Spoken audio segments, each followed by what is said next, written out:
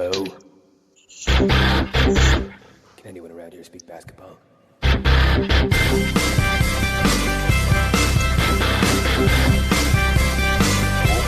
it is. It's the Confederacy of Dunks Basketball Podcast.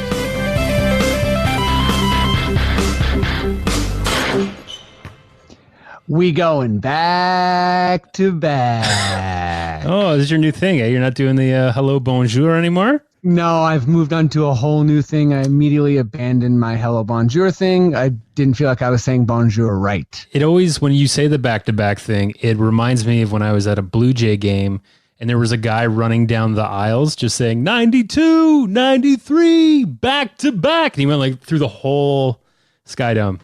That's amazing. Yeah. Was it Ace the Bird? He ripped off his head and started talking. It was very strange. Sick. For those just listening to this podcast for the first time who might not know, I am your host, Freddie Rivas, and welcome to the Confederacy of Dunks Basketball podcast. Oh, God. Me and Matt always try and sync that. Sometimes it's a big hit, sometimes not. We're in sync, okay? We're in sync. I'm Joey Fatone, and you're Timberlake, babe. Joey Fatone. Okay, well, who are you, sir? I mean, I already said your name, but why don't you tell the folks who you are? I'm the producer, Matt Duncan. Good. Great. Matt's working all the sounds. Matt, if people want to help us out, if they want to, contribute, be inspired, how are they going to do that? We got a little site you can go to called Patreon. And you can go to patreon.com/dunkspodcast or go to dunkspodcast.com. And we have all our links there for Patreon, as well as iTunes and Stitcher if you'd like to subscribe, Player FM, and even fun old YouTube. Ooh, I like that a lot. Yeah, so, give us a nice review, maybe become a patron and help me get to where I need to go, which is, usurping Joe Rogan. The number one podcast in the world. Yeah, that's always been the goal since day one. Now, right? Yeah, and we will have our first segment of Freddie on the fly this week. I've got all my questions ready, Freddie. So I'm not ready for those questions. You're not ready. That's the whole point, right? Yeah, that's the whole point. Awesome. And if it's cold out, for instance, around your head area, what do you think people could do about that? Freddie, you must be referring to the toques we have for sale for $20. Confederacy of Dunks. They're nice and gray and have our cool logo on the front. And let me tell you, and I say this every time, they will not itch your head. It doesn't matter if you're bald or if you have hair. You're not going to be doing any of those toque head scratches if you know what I'm talking about. I know exactly what you're talking about. And I think when people, want something in the winter, it's the color gray. Yeah, so absolutely. Why don't you swing by? Match the sky, everybody. Match the sky. No, let us know if you want to. $20 for your head top. Yeah, we should have Confederacy Dunks like sad lamps too. We should maybe we're working on that. Maybe that's our next merch. Yeah, we're working on some happy lights and some sad lamps too. Like if you're a bit happy and you want to come down, if you want a Blue Monday, we got you. Yeah, absolutely. Okay, let's bring on the guests, shall we? Okay, I'm not going to say much about this guest because he asked me not to. He's an international man of basketball mystery. He's a big Raptors fan. I believe it's his second or third time doing the pod. Happy to have him. Give it up at home for Ryan Henry.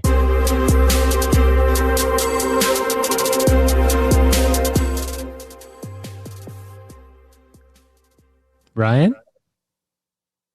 Oh yeah, I'm right here. I remember you guys gave me the music last time, so I was feeling it again. Oh, nice. I just love having my own intro music, so I appreciate it. Thank you. That was good. It was actually pretty mysterious because I was like, oh my God, is he so mysterious that he just left right away?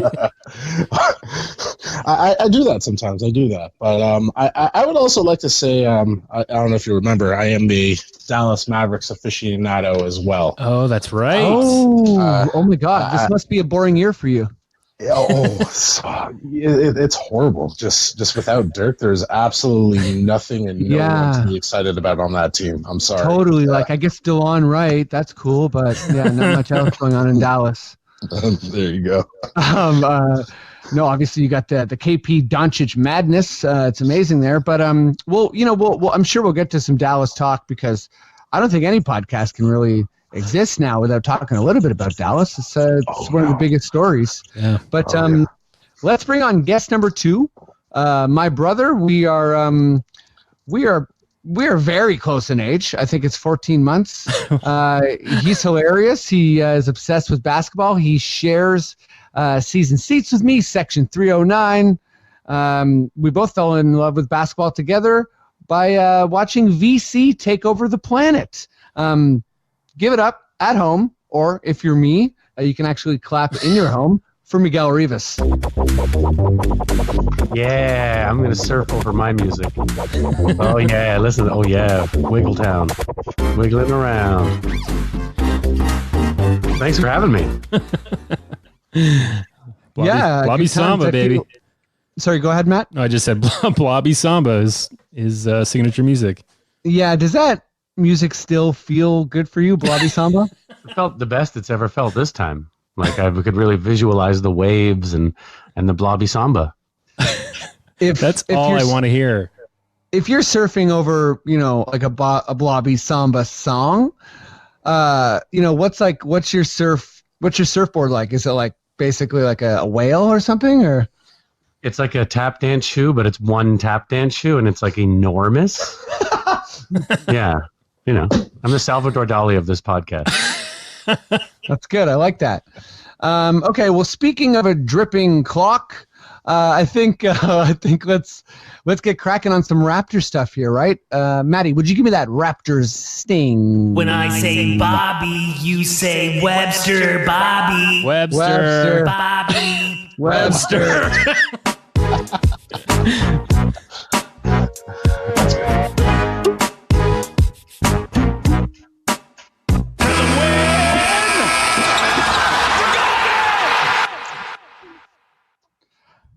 I mean, all I can say is that I'm happy and I guess a bit sad that you got rid of the audio track where it's just you coughing in a hallway. Oh, don't worry. That's still there. Great. Okay, let's start with you, Ryan. And yeah, it's funny you actually brought it up before we started recording, and I think it's kind of relevant because this is how every Raptors fan lives and breathes, which is we barely live and we barely breathe. We've won a championship. Kawhi left. We're terrified all the time. If you're like me, you're just blindly optimistic. You literally put on a blindfold and you walk across 6 lanes of traffic because you're like that. Sorry, I don't know what that tangent was, but I'll get to the first question here. So yeah, 3-game losing streak, first in a calendar year, I believe, and we narrowly beat the Bulls. Barely any scoring in that fourth quarter, just a lot of defense and turnovers and mistakes, and it was ugly, but we did win. Yeah, do you feel like Ryan? Do you feel like the Raptors are, kind of like trending up? Or down, or what are you worried about? In the quarter mark of the season. Well, it's the season, right? We're now getting into the heart of it. I'm not as worried as everyone. I've heard people panicking, saying they're giving up on the season already. I'm like, dude, it's like 20 something games in. Like it's not. It happens. This is the season. You know what? What I've realized over the last week is the ball movement's been just like it's not there. Everyone's going one-on-one. Everyone's just trying to force the issue. We have a couple bright spots. I think the defense is still pretty solid. You still held a team under 100 points, which is always a plus in my eyes. The offense is stagnant, but you just reinserted Kyle and Serge, who are, give or take, no one's 100% healthy coming back from an injury. So like I'm not like shocked at all. I'm expecting a little bit of a struggle, and we came into the season like killing expectations. These guys were I actually had like the Raps like doing way better than what I expected. I expected to fall off, and they showed me coming in that they were ready for this. They had the championship DNA. So now they've hit a slide for the first time, and everyone's just jumping ship. No, I think everyone needs to relax. I think we're going to be okay. Give it a week or two, get Kyle and Serge actually healthy and back into the rhythm of things, and I think we'll be okay.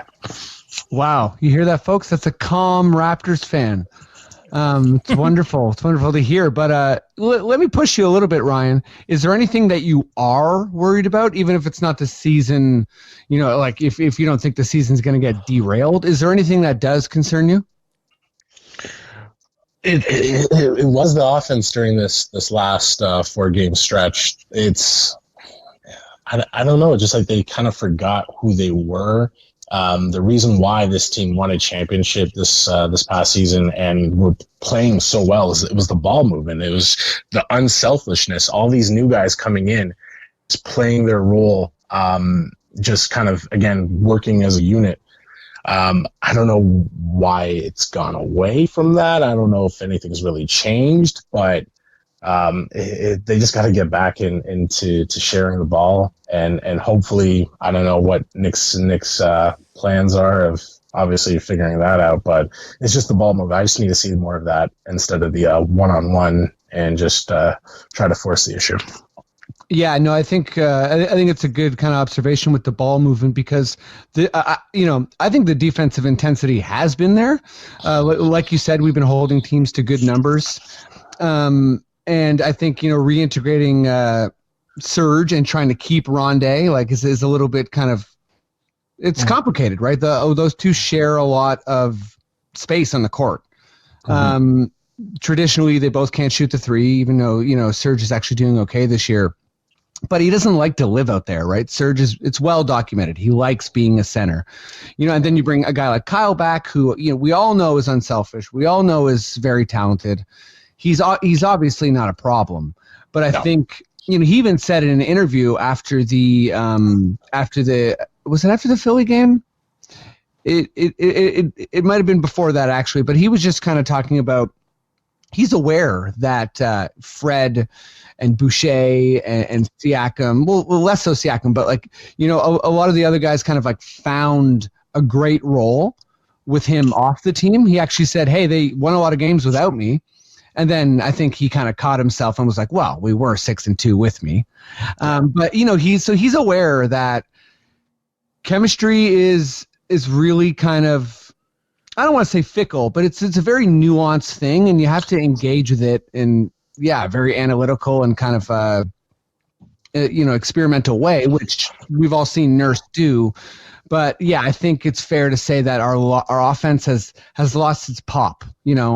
Guys are definitely willing, but it's still, there's a lot of kind of turn taking going on, and I'd even argue that some of Norm's recent outburst offensively is not so much coming within the natural offense. It's kind of like Norm seizing the moment, realizing no one's going to score. Yeah. But Miguel, I'm going to jump to you. Is there anything that worries you about this? Not necessarily the slump, but at this point in the season, is there anything that's kind of concerning or just giving you some pause? I'm freaking out, man. Oh, geez. No, I think that it was fun when the reserves took over for that long stretch. But just like now, everyone jumping ship, there was a lot of people during that time going, well, I guess we are going back to back. That's clear now, watching this little stretch.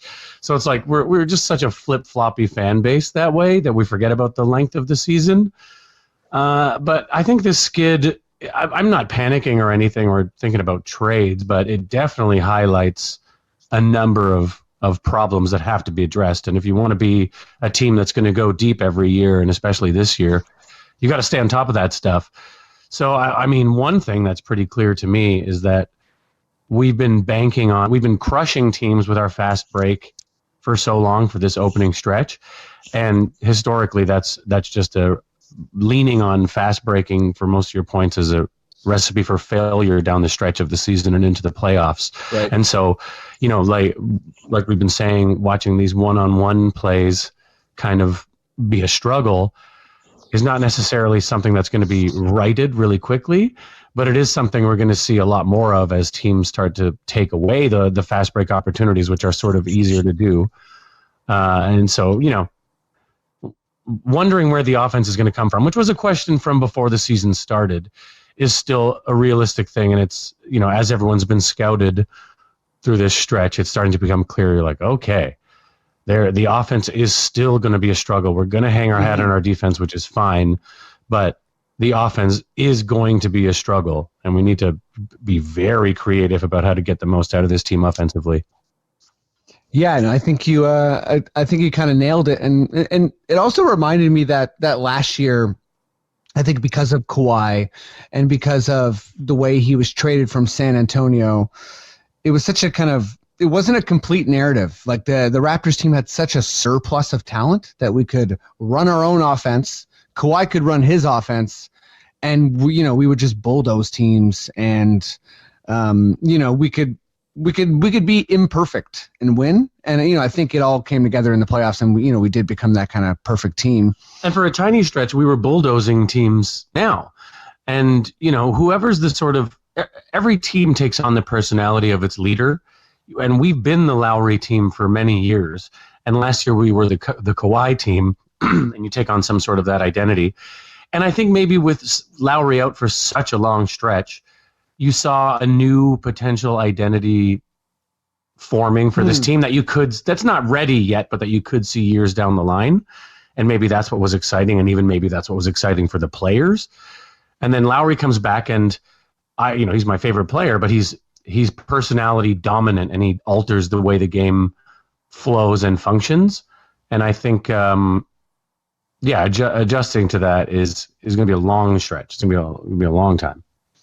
Yeah, they always say the aging superstar is the hardest guy to coach, and I don't think Lowry is quite Allen Iverson level kind of superstar, and he's also such a high IQ guy that you would imagine the transition, it's possible, but I think it's still going to be difficult, and it's still going to be there's going to be some experimentation there. I think, we've seen Norm score very well in the starting lineup. I think that's something to keep an eye out for.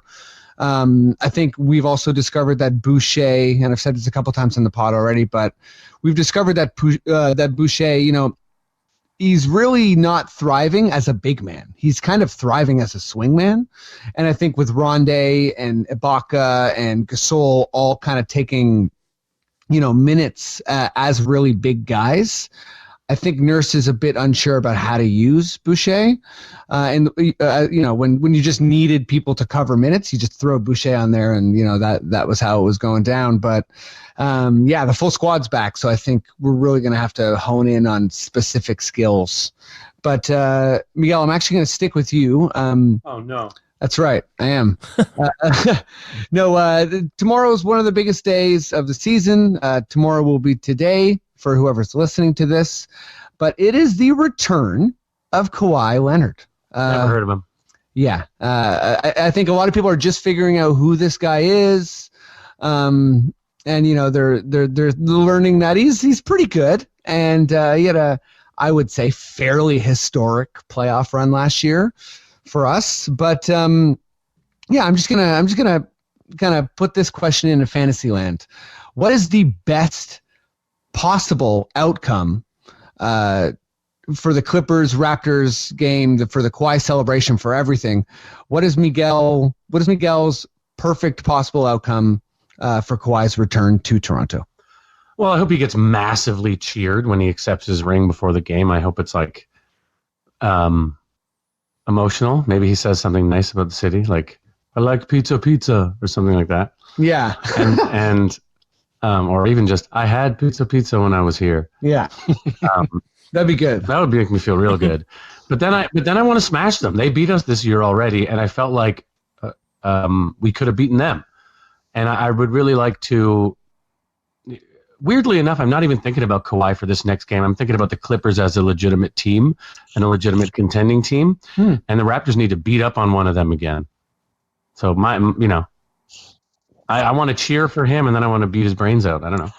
I love it. Ryan, I'll jump to you, but first just touch on this. Do you think there's any credence to the Raptors kind of struggling against the top tier teams in the NBA? Miguel kind of briefly mentioned that.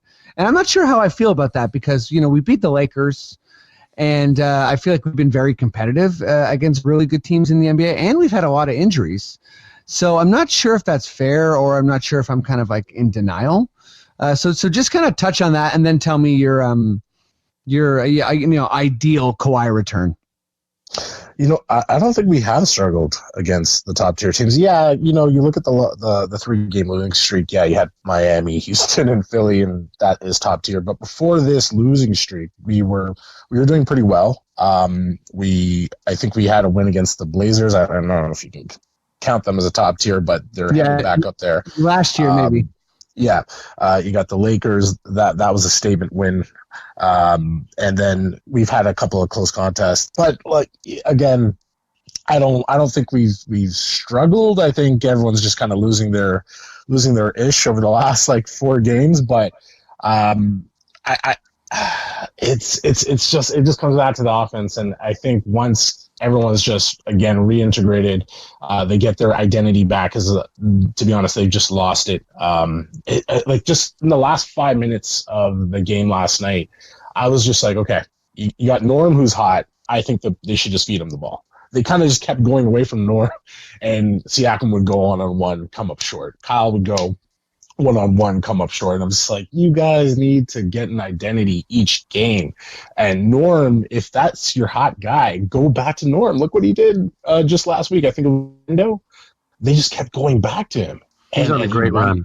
Yeah, he won them the game. So just do that. Just keep going to the hot hand. Don't go away from it. Try this guy. Oh, this guy is obviously not in the 3. Well, stay away from it. Just do what's working right now. But in terms of what I'm expecting out of the big game tomorrow, I actually just like Miguel here, I want a big ovation for him. I think they're actually doing something special simply just for him, which is usually out of the realm of most ring ceremonies when the away player comes back. Is it going to be a claw statue? Well, it's going to be a 15-minute ceremony for him, isn't it? At 6:45. There's enough hockey statues out there. There should just be one basketball statue. Come on, give us the shot when he's crouching.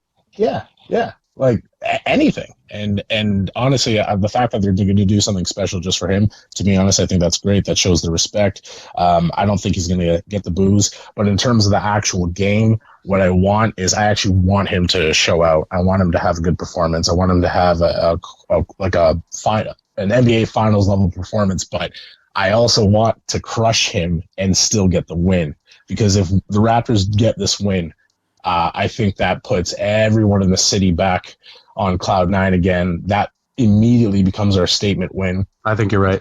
The confidence will go back, and everyone's just going to forget about this past week and a half that has just been absolutely horrible. But they need this win more, not to just show off to Kawhi, but it's more just to say, hey, you know what? We're here. We're the champs. We got the DNA.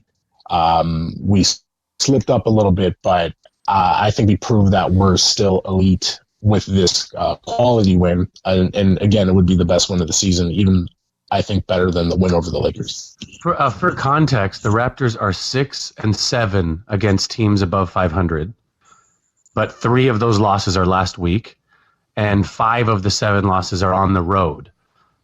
Which and they're circumstantial to themselves, and we've been missing huge players. So 6-7, and if we win tomorrow, it would be 7-7. I don't know. Yeah, I think that stat has been a little bit. At one point it was we're 3-6 against. We're 3-6 against 500 teams. Which if whoever listened to the TSN broadcast yesterday, Matt Devlin corrected that on 4 different occasions. And he picked different times too. One was coming back from an ad read, one was starting a quarter. He made sure audiences knew. He's like, well, the NBA.com stats don't say 3-6, do they, Leo? So it was that kind of classic Devlin, whoa, he's mad, but in his announcer way. Yeah, I think my ideal scenario for this Kawhi return is I think like you too, I'm hoping for a huge ovation. I'm hoping for that, kind of Toronto sports class for all the folks who, abroad or wherever, who are focusing on the section that laughed at Durant, or the people who threw the beer in the Blue Jays game, or whatever it was, whatever kind of gross Toronto fandom we have in our history. This is a nice moment to not be petty and to be appreciative, and kind of celebrate like a really, really fun time. Like when else are you going to celebrate a magical run? And but I again, similar to you guys, I really hope we beat them. And I think more than winning the actual game and that being a referendum on, the current state of like the Raptors zeitgeist, whether we're contenders or not, I want to see Pascal be better than either George or Kawhi. I don't want people's takeaway from this game to be that Paul George and Kawhi are better than Pascal. And I think that's a very, very likely takeaway, and it might even be fair. Obviously, George is, he's looked fantastic since he's come back. I think that Kawhi is better than Siakam flat out. But a lot of people think that Paul George is also better than Siakam flat out. I'm a bit unsure on that one, so I'm hoping that that Siakam kind of comes through. Also, I'd love to see some toughness from Serge. I'd love to see, Gasol fluster their bigs, or kind of I really want to see our bench kind of bring this Lou Williams, Montrezl Harrell thing to a halt. For anyone who listens to this podcast, they'll know that Lou Williams is up there as my most hated Raptors of all time. Brings to a halt. You heard her first. Freddie just called for an assault and a purposeful injury on Lou Williams and Montrezl Harrell. Absolutely not. How dare you? But if you drop a bow on Pat Beverly's head, that's okay with me. No, listen, no violence whatsoever. But I hope we have a really good showing, and Kawhi looks up at the rafters and has like a single tear in his eye when he sees the banner. Freddie's top 3 most hated NBA players: Lou Williams, Montrezl Harrell, Patrick Beverly. Just the bench from his team. No. There's always a special place for Hito Turkoglu. Okay, Ryan, let's stick with you on this one. So it doesn't have to be like a huge dunk or whatever, but what is your favorite? What's your favorite defensive and offensive highlight from the season so far? Well, actually, let's go make it kind of like a quick round table here. Let's start with offense. So what's your favorite Raptors offensive highlight so far in this season? So it's going to probably be a weird play, but I don't know if you guys remember. This was the Blazers game, mid-November, like November 14th. Okay. It was Fred VanVleet off of a steal, and he just lobbed it up to Siakam for just an easy alley-oop. And it's such a basic play, but just during the time of the game, I think it was relatively close. And I just love defense leading into offense. It's just pretty basketball. You usually have like the 2-on-1, the 3-on-1, and it basically said the future of the Raptors to me, just kind of how we were talking about earlier. Fred and Siakam together, that's the 1 and 2 combo that I see for us going down in the future. And the way that they play together when they're on, it's just enjoyable to watch. So yeah, it was a theft from Fred coming down the court and an alley-oop to Siakam during the Blazers game. Nice. Miguel, what's your favorite defensive highlight so far? Oh, I thought we were sticking with offense. Oh, whoops, offense. My bad. Jeez. Well, my favorite offensive play is pretty similar, I guess. I also like to think about the future, and I think we've seen Siakam just rise, and we have this potential superstar, top-level player on our hands. So for me, the moment that sticks out this year so far it was in the Philly game, I believe, when he, towards the end, sealed it with a runaway dunk and then did the Superman pose. Oh, Siakam? Yeah, Siakam. Wait, no, are you talking about he did like the Jesus pose? Oh, yeah. No, the Jesus pose. It was better than Superman. He did the Not Jesus Superman, in Brazil Jesus pose. That to me was like the first time I saw him where I was like, okay, he's maybe is one of the top players if he has that level of confidence to pose after a dunk, which he hasn't really done before. Yeah, no, it was massive. I think my favorite offensive highlight so far, and I believe it's happened twice. So it happened actually last night, but it was prettier than the first time. And I forget which game this was, but there was a game where Marc Gasol dunked, and it took, I think, an hour and a half. I was hysterical just because, I've been defending Mark all year, and I think he's a fantastic player, but obviously he's shooting terribly from 2. And that dunk seemed both, defiant of his haters, but then also defiant of like time itself. I don't know how the shot clock didn't expire, but yeah, it's amazing to see someone run that slow. Most dunks feature 2 grunts, like the liftoff, and then the dunk. But Gasol's took like 36 grunts. Like, yeah.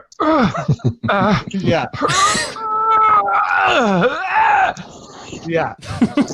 Yeah, a Gasol dunk is like the sounds of, people getting hurt if you're going on like a kill frenzy in Grand Theft Auto. It sounds like ground beef coming out of a meat grinder. Okay. Wait, Ryan, was that your defensive and offensive? Yeah, we didn't get your defensive highlight, right?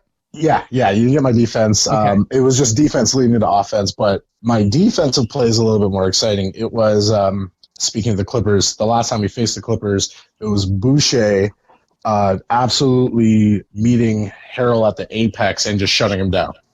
Oh, my God.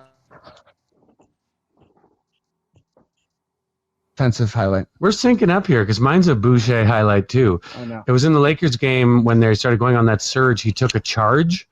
He was having kind of his breakout game, and he took a charge. And it wasn't a particularly spectacular charge except for the timing within the game. But then as he hit the ground, he like pumped his arms so hard with like pure joy. It looked like he was almost injured. And I was like, damn, this is exciting.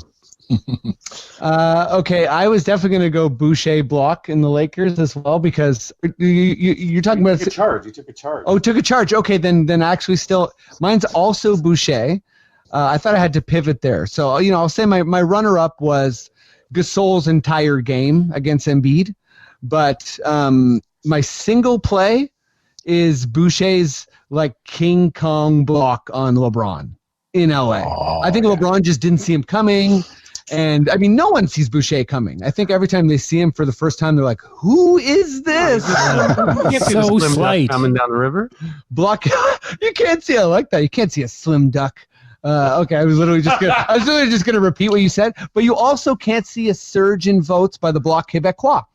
And here they are. They're a big part of the government. They might even prop Trudeau up. It's gonna be nuts.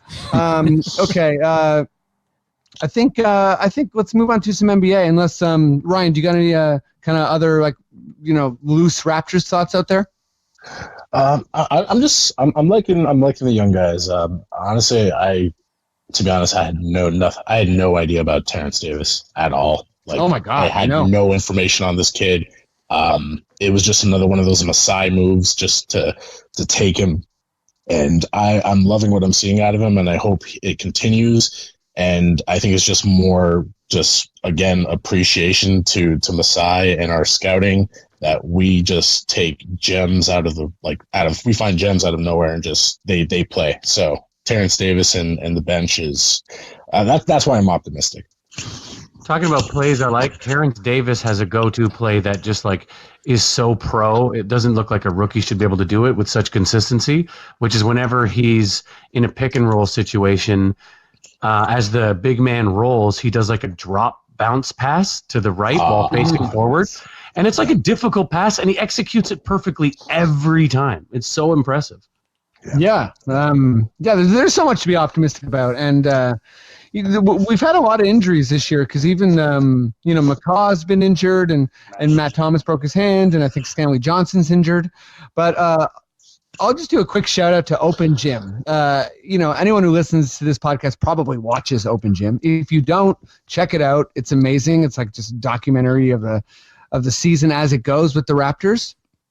And it's actually a pretty serious episode, but I got really giddy at the most recent Matt Thomas episode because he talks about his shooting like it's like a power that he can't really control. And it just makes me giddy. It's like he is possessed, and it's like, I don't know, the thing takes over his hands. And he talks about the first time he realized something was up was he went to this kind of a country fair festival, and like a crowd gathered as he hit 270 shots in a row when he was like 12. But he talks about it like he was scared.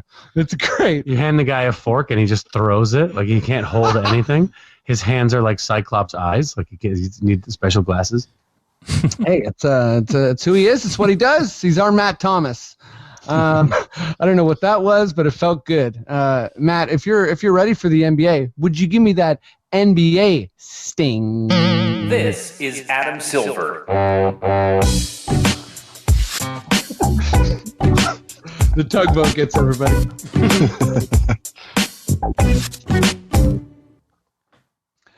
Matt? Yeah. I love you. You know what I mean? Okay, let's jump into some NBA stuff here. Miguel, I'm just going to throw this one to you.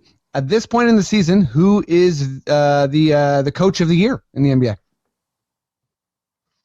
I'm going to be a homer and say Nick Nurse. In spite of this last stretch, nobody's done so well with such a potential on paper low end squad, like by comparison without a star. So I'm going to say Nick Nurse. Plus his creative defense has vaulted the team right up to the top of the conversation of best defensive team in the league, even though we play 2 6-footers or under in our main 8-man rotation. Nick Nurse. I'm a homer. Hey, Nick Nurse, we're 16-7, and 55 pace win. Yeah, win pace. Exactly. We're the offense has slipped, as Ryan was kind of talking about earlier in the podcast. We are, I think, we're tied for 12th with San Antonio in offense, and something like 6th or 7th in defense. But we're still 4th in net rating. Net rating has dropped, but I always feel like that's a good kind of long-term indicator of how your team is performing. Obviously you're going to have kind of asterisk moments, but I feel like they get sorted out. Like, for instance, that Philly game where we got beat down, even though we made that late run, I think we should have lost that game very badly. But that's also true of the game we beat Atlanta, and they made a big run. So I think net rating is one of those things that works itself out over the course of a year. Yeah, Ryan, who's your head coach of the year so far? I actually had Nick Nurse up until this week, and unfortunately, this past week was enough to kind of take that away from him. You look at the fact that Milwaukee has 15 straight W's. You just can't, not look at Budenholzer and what he's doing with that team. 13.3 net rating. I'm just looking at it right now. They are swallowing teams. Yeah. It's nuts. And considering he actually lost one of his best playmakers, he went to Indiana. I'm having a blank. Malcolm Brogdon, totally. Brogdon. Yeah, with Brogdon gone and you're still doing better than what you guys were doing last year. You have Giannis who's doing better than obviously his MVP year. Like he's if the season ends today, I'm giving it to him. So I got to give it up to Mike there. And but I don't want to give it up to him just yet because I do actually feel that Doc Rivers is actually very low key doing an amazing job with the Clippers, considering the drama with load management. It's like a disease that he's had to deal with all season. Missing Paul George, you're still a top team, still a top 3 team in the West. Your superstars literally probably just had their first practice apparently maybe a couple of days ago, maybe last week. I think there was a report that Kawhi and Paul George had not practiced together since they've been back. So they probably had one practice together. So the fact that he's had this team top I think they're top 2 in the West right now. Still afloat. Load management. Your 2 superstars have just got together, and it's only going to go up from here. So I give all kudos to Doc Rivers. Yeah, no, I think that's very, very fair. Earlier on in the season, I was kind of flirting with Brad Stevens, flirting with Spoelstra, and I think Stevens, Spo, and Nurse are all kind of in this same category of good system, good effort, kind of like overperforming, more than the sum of their parts sort of thing, but also have some talented rosters. I just want to give a quick shout out to my runner-up, and that's Steve Kerr. Steve Kerr has managed to put out no one that anyone knows. I don't know if he's won many quarters in this regular season so far, and no one is talking about him getting fired. And I know I'm just messing around, but it's weird to me how he's straight up vacationing throughout the year, and he's not getting a lot of news. Ultimate tank season. Yeah. This is the obviously the throwback is Spurs when what's it called? David Robinson got injured, and they got Tim Duncan. But G State is full tank. But my serious answer right now, and I think I'm only making this answer because I just don't expect it to last, and I want to give him some credit right now. But it's Frank Vogel. I think the Lakers being 21-3 is absolutely insane. Their roster is not that talented. They obviously have 2 of the greatest players in the game and Danny Green. And I think after that, it falls off unbelievably hard. And the fact that they have guys like Dwight and JaVale and Rondo and Kevin Hart and Kentavious Caldwell-Pope, who probably wouldn't be in the NBA if it wasn't for LeBron and Clutch Sports, and Kuzma, who I think is fairly overrated. Like, I just think that whatever anyone wants to say about, like, oh, well, it's LeBron's team, it's like I never really buy into that. Like, I was one of those people. I gave Tyronn Lue the credit for making that all work and for making that run and for having the best comeback of all time against the Warriors. But yeah, I just think Frank Vogel, whatever he's doing, even if it's keeping people from tweeting about LeBron or whatever it is, or handing the team over to LeBron, like, well, whatever he's doing is working. And I think how you relate to superstars in the NBA, I've said it before on the pod, but how you relate to superstars is like the final level of coaching, because a lot of coaches can coach up a bad team. And I think the very special coaches have this kind of unique, give and take chemistry with their superstars. So, I'm crediting the Lakers now. I hope that in a month or so, they're a little bit worse, and I can just happily move on from that narrative. I doubt it. Yeah, they're looking good. Okay, next question. Let's do you first, Ryan. The trade, rumor season has officially started. We're starting to hear all sorts of things, and I think Cleveland seems to be the team that's kind of, breaking out the what's that, break glass in case of emergency. Listen, I didn't use that terminology properly. Oh, we got it. Yeah, right. Yeah. The point was received. Someone just driving on the highway and they're like, he's wrong. I bet you if you are on the highway, you do say that to my voice sometimes. But let's jump back into this very convoluted question now. The Cavaliers are the first team that are kind of initiating this trade conversation. So let's stick with them, because I think those are the strongest rumors right now. Miguel, did I say I was going to go to you here? Oh, so I was going to go to Ryan. Sorry. So Ryan, what's a good landing spot for Love or Tristan Thompson, or even if it's confusing, who should be calling them for those guys? So for our listeners, just a very, very quick thing. Love is on a fairly big contract that goes for another 3 years. Tristan's also on a fairly big contract that expires this year. So, sorry, go ahead. So I just want to address this. I'm not really on board with bringing Tristan here. I know there was a lot of rumors of Thompson potentially being a destination for him, the Raptors. The drama with the Kardashian thing looks over, but it's just, I just don't know if he's the locker room guy. I'm such a big guy on chemistry and just having a cohesive locker room. I feel just with his outside extracurricular activities and just his playing style, I don't think we need it. You look at the Raptors where they are in rebounding, which is what predominantly Tristan does. I think we're about 6th or 7th in the league. We're 11th in block shots. His skill set, I feel like we already have it. I feel like the reason why his name is even obviously being brought up is because he's Canadian, and it just makes sense. And we always try to get the Canadian players. And you know what? I'm on board with that. It's just, I'm just trying to think, you know what? Who would I rather have instead of him? What does he really bring that we don't already have? And yeah, his energy on offensive boards is obviously something all 32 teams would want, but I'm kind of just over Tristan. In terms of where I feel Kevin Love is the big one, the big fish that obviously everyone's trying to get. I feel Love should be pursued by the Houston Rockets. You look at what the Rockets have at the 4 and the 5. They have a lot of injuries.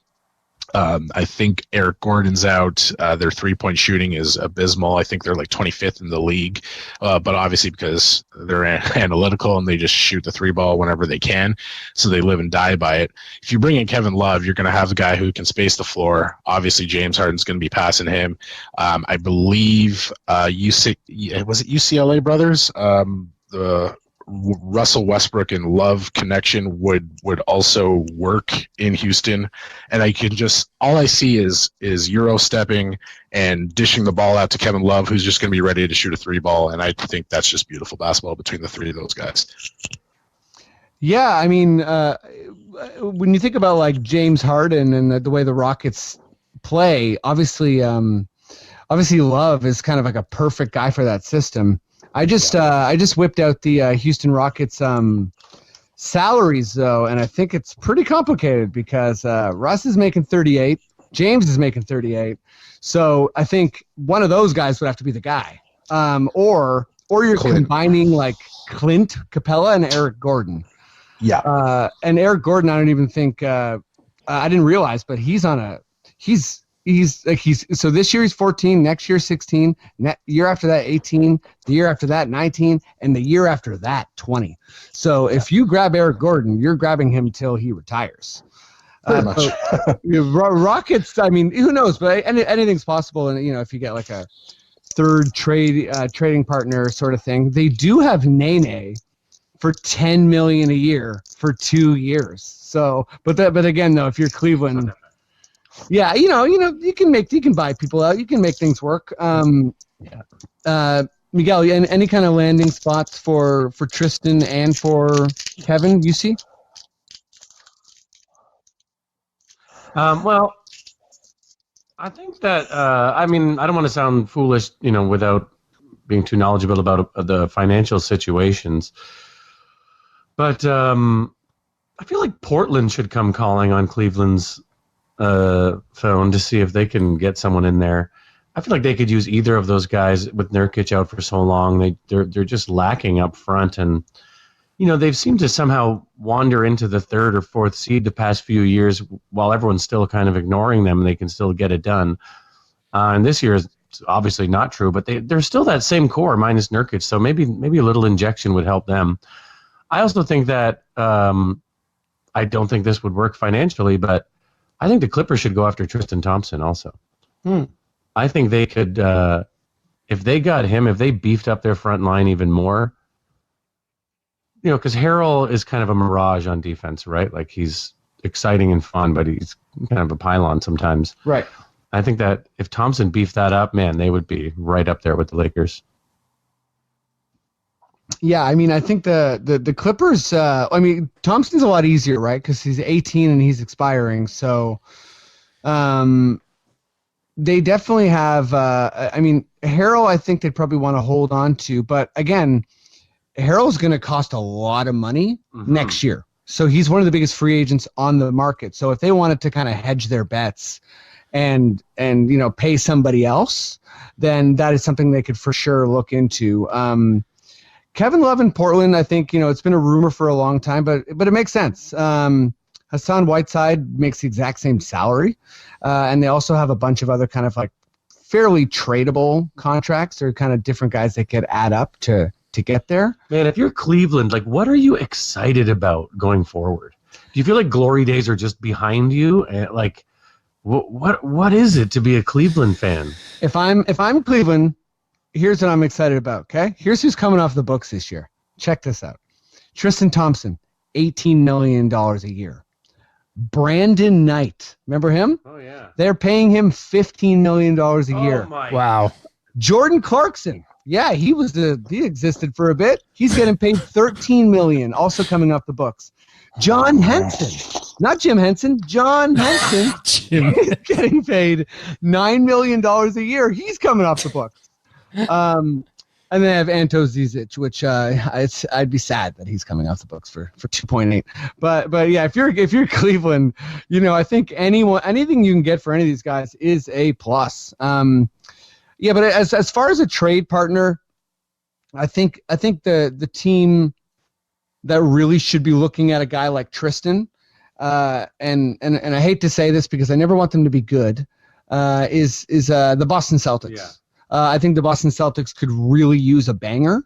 I think they've made do without one, but they're a team that I feel, because Tristan Thompson, despite everything he's been through off the court and like how messy it all got and everything, he still does have that reference point, right? That time in his life where he was a very, very key contributor to 4 straight finals runs.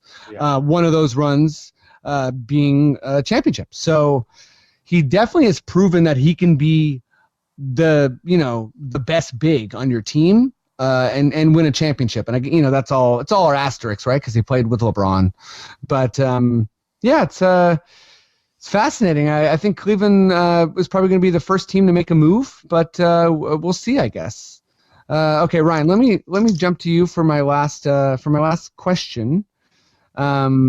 My last NBA question, but let's see if we can each. We'll kind of do a little quick roundtable here as well. So let's play the game of naming a first-time All-Star, and we'll see how long we can make it until we disagree. So Ryan, who's someone this year who's going to be an All-Star for the very first time? All too easy, Luka Doncic.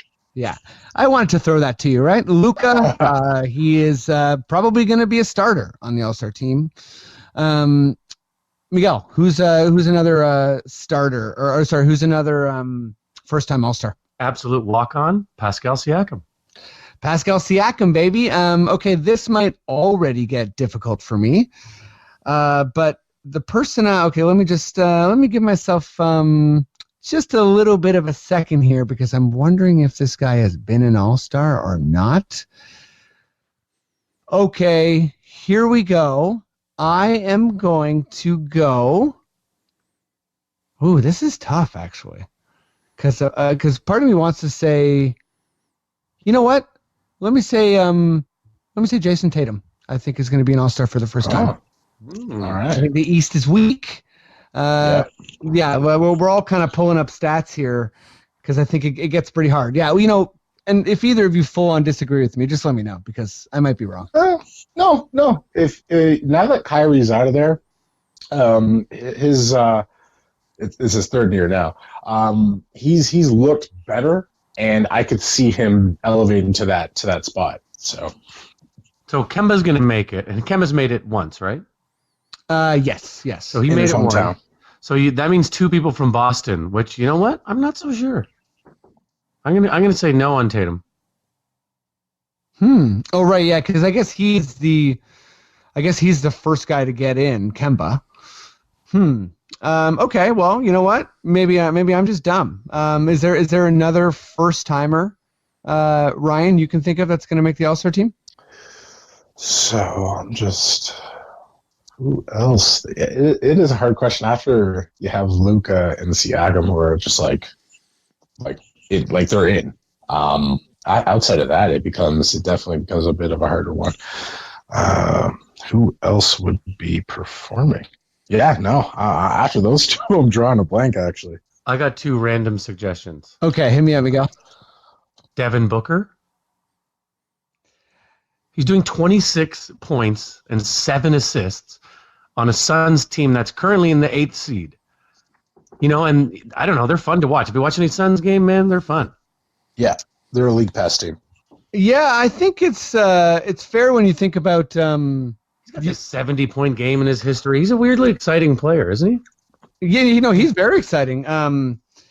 Yeah, it's always tough when you think about like the guard spots are so limited. How about this one? How about let me redeem myself?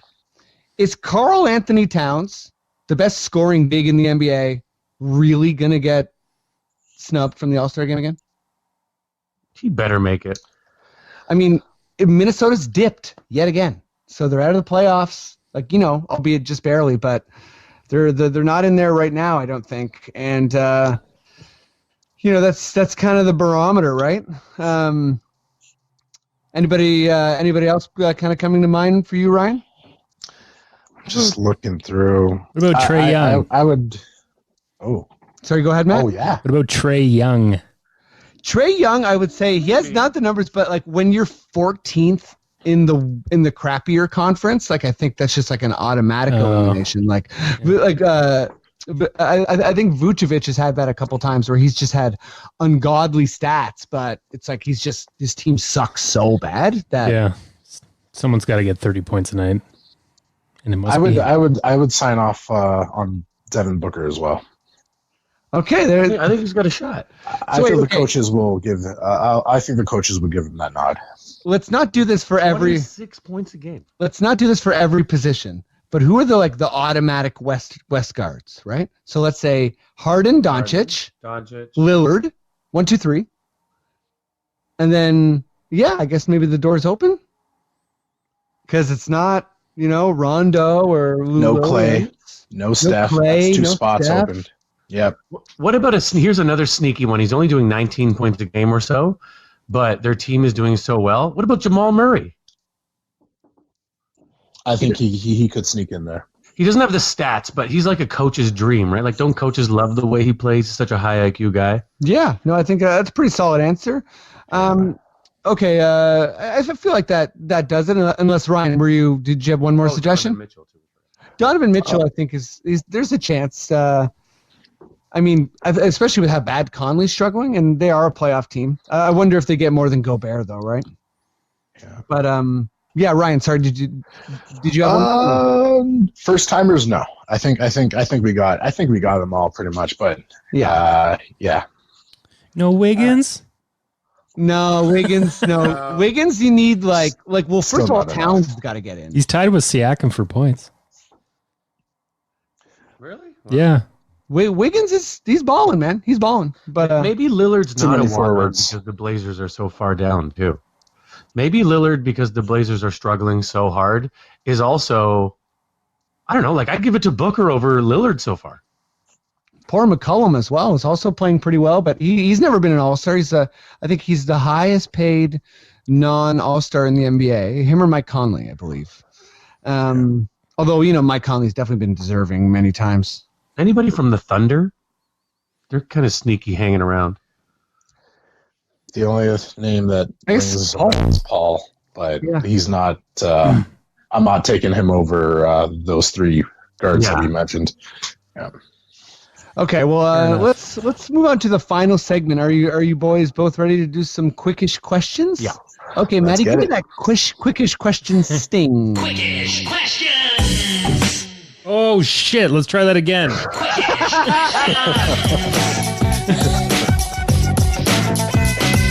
That was awesome.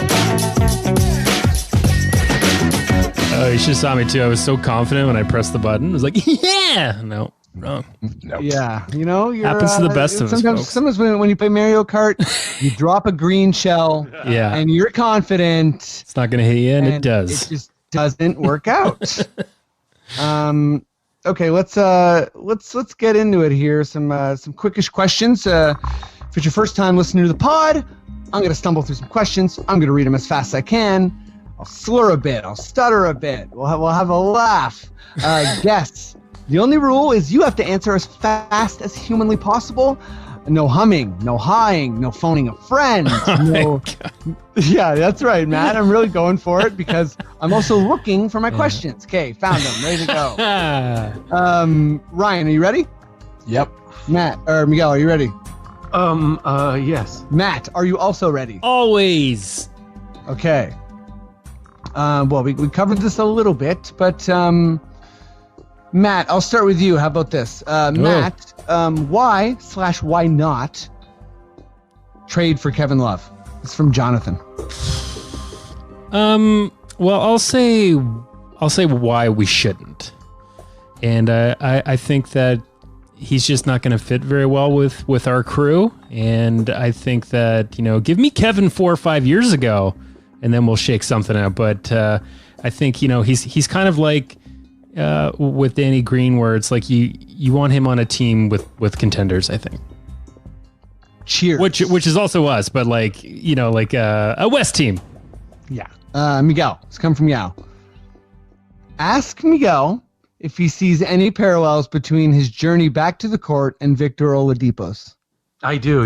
I ruptured my Achilles back in April, and it was a cosmic, seismic event that I'm still not over. God. Like, you know what really bummed me out this week was Rodney Hood. Yeah. Rodney Hood hurting his Achilles was just a true... every time a player goes down with their Achilles, I feel like a chunk of me dies with them. And so, I'm fingers crossed for Oladipo. And yeah, I feel it. Any of these guys that come back and play at all, let alone at a high level, man, it's so inspiring. I got to get back out there. Yeah. Yeah, and you will, and every Achilles that ruptures is a Horcrux that slowly hurts Miguel. That's not what I want to... Okay. Ryan has also come from Yao. Was that Raptors D too concerned with James Harden? No, you know what? No. It's James. He, to this day, is, well, in this era at least, the best scorer around, and I think you got to do whatever you need to do to stop him. I've seen it before where the Rockets live and die by the three, and if you take him out, sometimes that team struggles, and next you know, you have an awesome win. I think it just wasn't our night that night. I think everybody else was in their shots. They did what they needed to do, and I think we'll get the Rockets next time. Love it. Okay, we're each going to get a stab at this. Matt, let's start with you.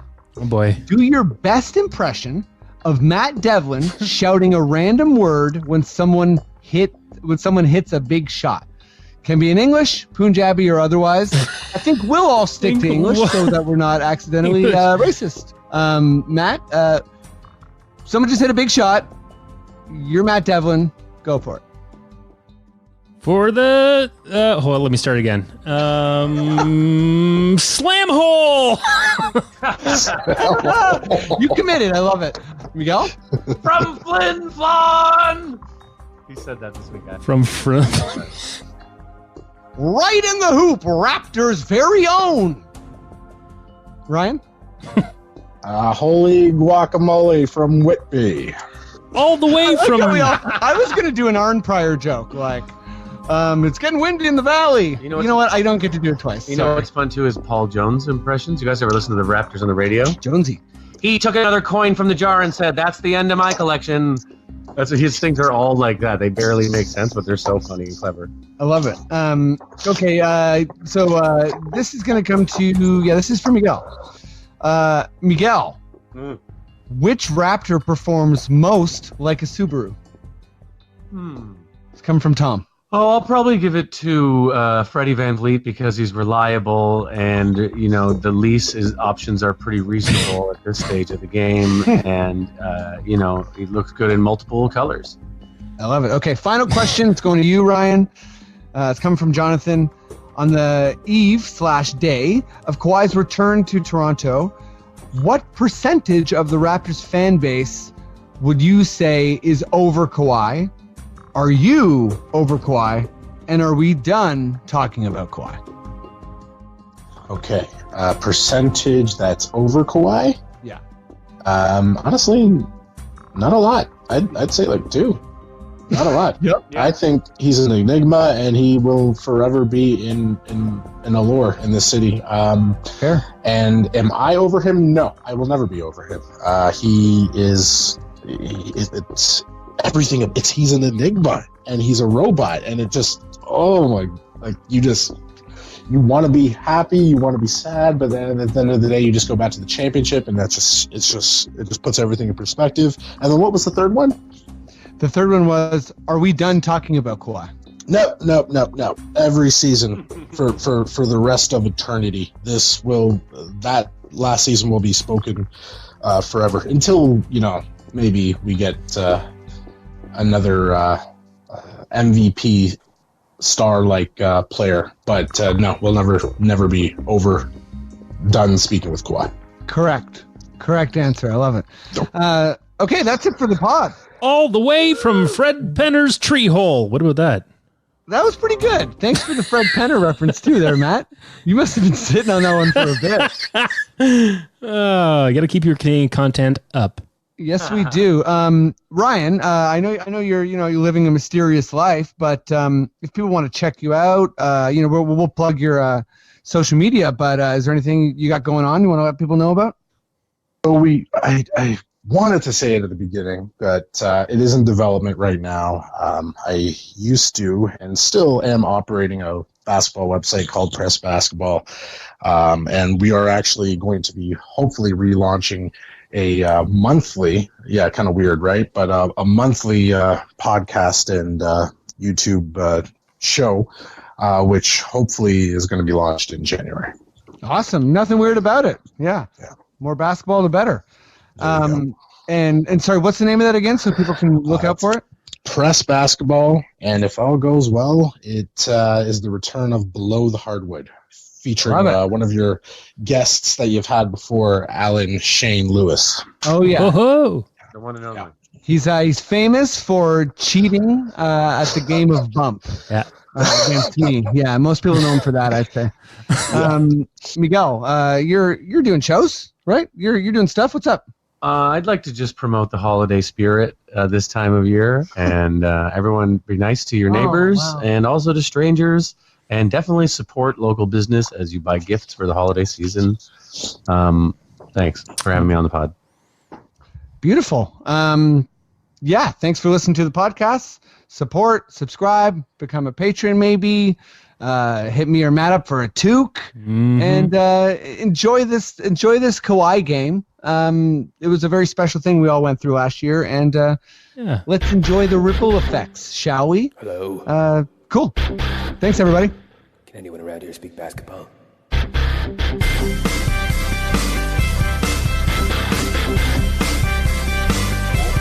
it is. It's the Confederacy of Dunks Basketball Podcast.